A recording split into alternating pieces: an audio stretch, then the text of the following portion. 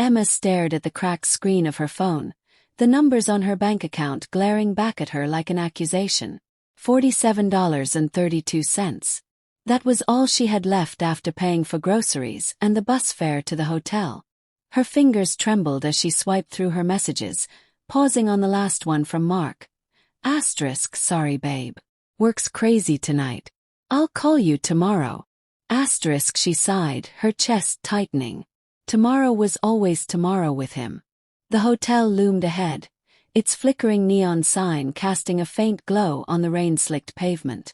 Kofi's Haven, it read, the letters uneven and worn. Emma hesitated, clutching her duffel bag tighter. She had chosen this place because it was cheap, but now, standing in the dim light, it felt like a last resort. The air smelled of damp concrete and distant spices, a strange mix that made her stomach churn. The lobby was small, cluttered with mismatched furniture and faded photographs of landscapes she didn't recognize. Behind the counter stood a man, tall, broad-shouldered, with skin like polished mahogany and eyes that seemed to see right through her. Mr. Kofi. His name tag gleamed under the fluorescent light, but it was his presence that commanded the room.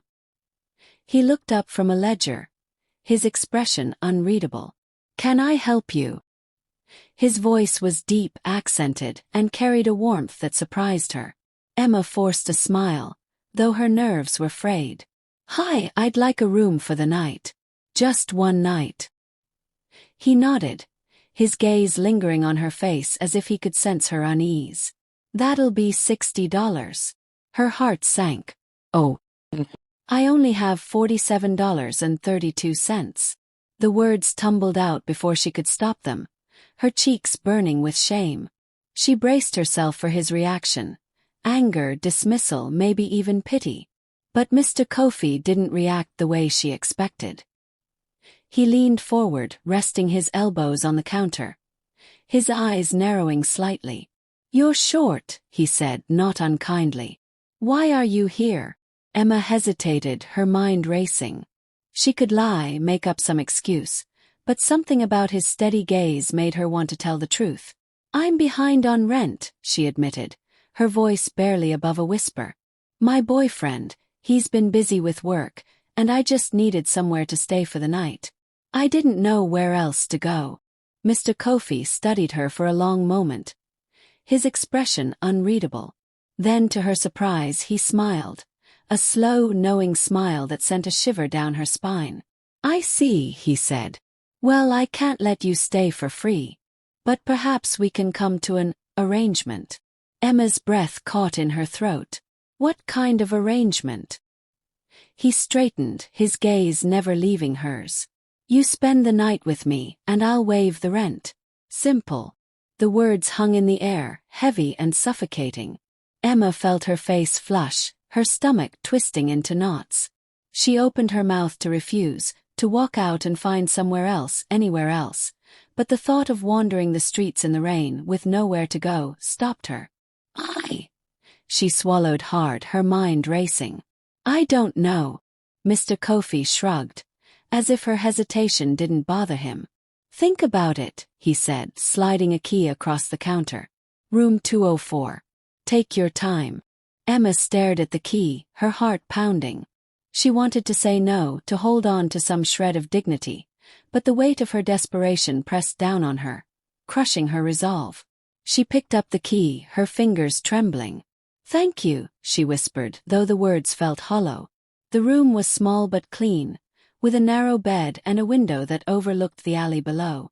Emma dropped her bag on the floor and sank onto the edge of the bed, her mind a whirlwind of thoughts.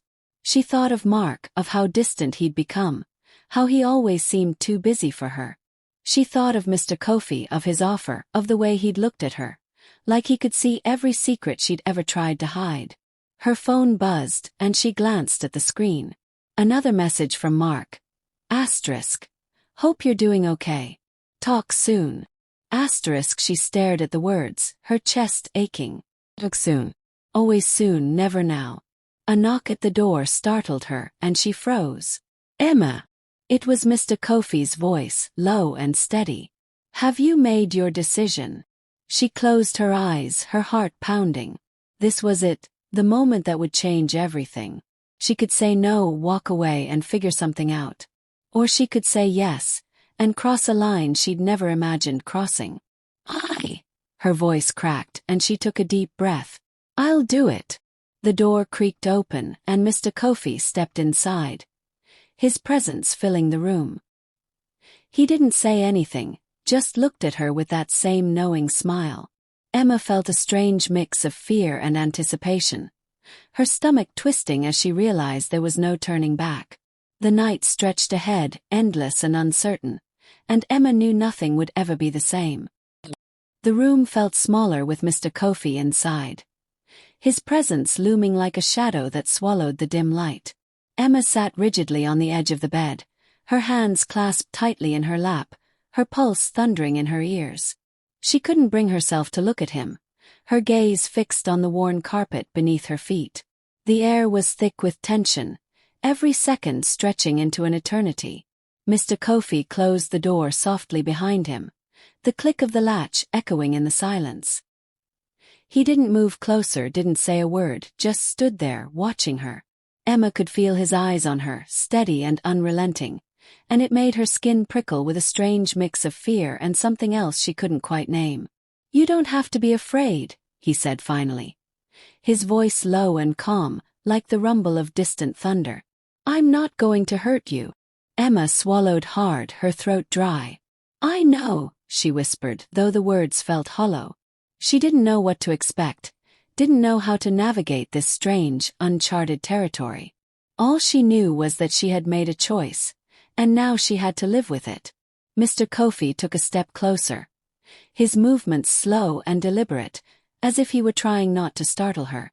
Look at me, he said gently. Reluctantly, Emma raised her eyes to meet his. His gaze was intense, but there was a softness there too, a kindness that surprised her.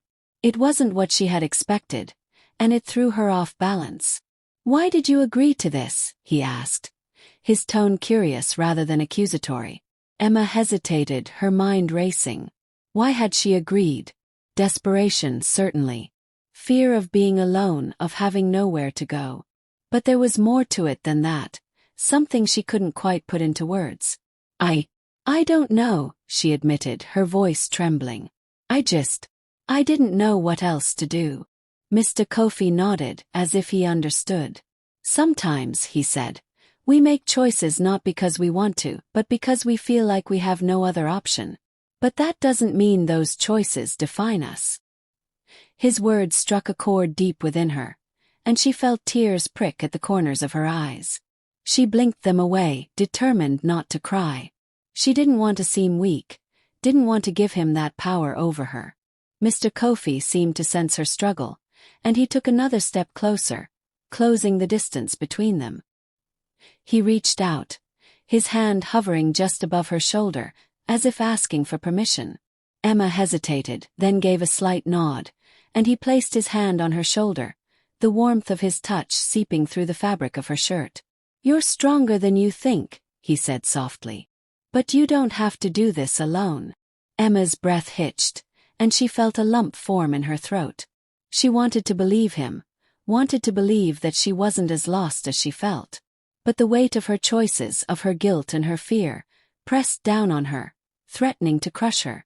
Mr. Kofi's hand moved to her chin, tilting her face up so that she was looking into his eyes again. You're not alone, he repeated, his voice firm but gentle. Not tonight. Emma felt a tear slip down her cheek, and she quickly wiped it away, her cheeks burning with shame. She didn't want to cry, didn't want to show him how vulnerable she was. But the dam had broken, and once the tears started, they wouldn't stop. Mr. Kofi didn't say anything, didn't try to stop her. He just stood there, his hand still on her chin, his presence a steady anchor in the storm of her emotions. And for the first time in what felt like forever, Emma felt seen, felt understood.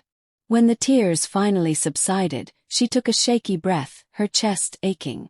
I'm sorry, she whispered, her voice hoarse. Don't be, Mr. Kofi said, his thumb brushing away a stray tear. You have nothing to be sorry for. Emma looked up at him, her heart pounding.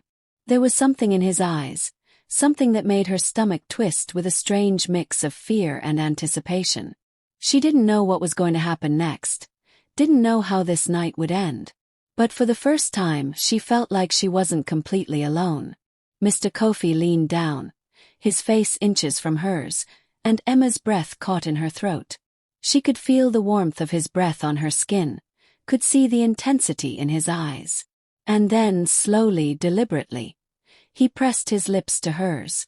The kiss was soft, almost tentative, as if he were testing the waters. Emma froze, her mind a whirlwind of thoughts and emotions. She should pull away, should stop this before it went too far. But something inside her, something she couldn't quite name, made her stay. The kiss deepened, and Emma felt herself responding, her body moving of its own accord. Her hands found their way to his chest, feeling the steady beat of his heart beneath her fingertips. It was wrong, she knew it was wrong, but in that moment, it felt like the only thing that made sense. When they finally broke apart, Emma's head was spinning, her heart racing. She looked up at Mr. Kofi, her eyes wide with confusion and fear. I don't know what I'm doing, she admitted, her voice barely above a whisper. Mr. Kofi smiled, a slow, knowing smile that sent a shiver down her spine. You don't have to know, he said. Just trust me. And for reasons she couldn't explain, Emma did.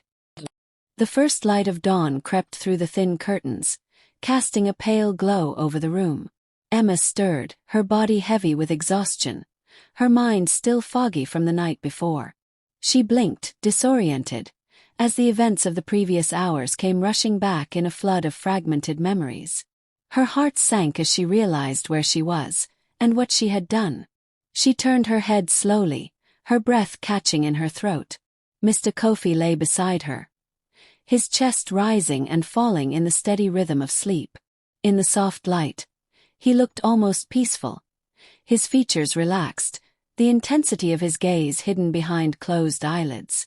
Emma's stomach churned with a mix of guilt and confusion. She had crossed a line, one she had never imagined crossing, and now there was no going back. Carefully, she slipped out of bed, her movements slow and deliberate so as not to wake him. She gathered her clothes from the floor, her hands trembling as she dressed. The room felt colder now, the warmth of the night replaced by a stark, sobering reality. She glanced at Mr. Kofi one last time, her heart aching with a strange, unnameable emotion, before quietly opening the door and stepping into the hallway. The hotel was eerily quiet, the silence broken only by the faint hum of a vending machine down the hall. Emma made her way to the lobby, her footsteps echoing in the empty space. She needed to get out to clear her head, to figure out what to do next. But as she reached the door, a voice stopped her in her tracks. Leaving so soon? Emma froze, her hand hovering over the doorknob. She turned slowly to see Mr. Kofi standing at the edge of the lobby, his arms crossed over his chest, his expression unreadable. He was fully dressed now, his usual composed self, but there was something in his eyes, a flicker of something that made her stomach twist. I have to go, she stammered, her voice barely above a whisper. I can't stay here. Mr. Kofi took a step closer, his gaze never leaving hers. You don't have to run, he said, his voice calm but firm. What happened last night? It doesn't have to mean anything you don't want it to. Emma shook her head, her chest tightening. It shouldn't have happened at all, she said, her voice breaking. I have a boyfriend. I love him. Mr. Kofi's expression softened, and he took another step closer, closing the distance between them. Do you? He asked gently. Or do you just think you do? The question hit her like a punch to the gut, and she felt tears prick at the corners of her eyes. She wanted to argue, to insist that she loved Mark, that last night had been a mistake, a moment of weakness. But the words wouldn't come. Deep down, she knew there was truth in what Mr. Kofi was saying. Her relationship with Mark had been strained for months, their connection frayed by his constant absence and her growing sense of loneliness. I don't know, she admitted, her voice trembling. I don't know what I feel anymore. Mr. Kofi reached out, his hand brushing against her arm in a gesture that was both comforting and unsettling. "You don't have to figure it all out right now," he said. "But running away won't solve anything." Emma looked up at him, her vision blurred by tears. "What am I supposed to do?" she asked, her voice barely audible. Mr. Kofi hesitated, his gaze searching hers. "You do what's best for you," he said finally. "Not what you think you should do or what others expect of you.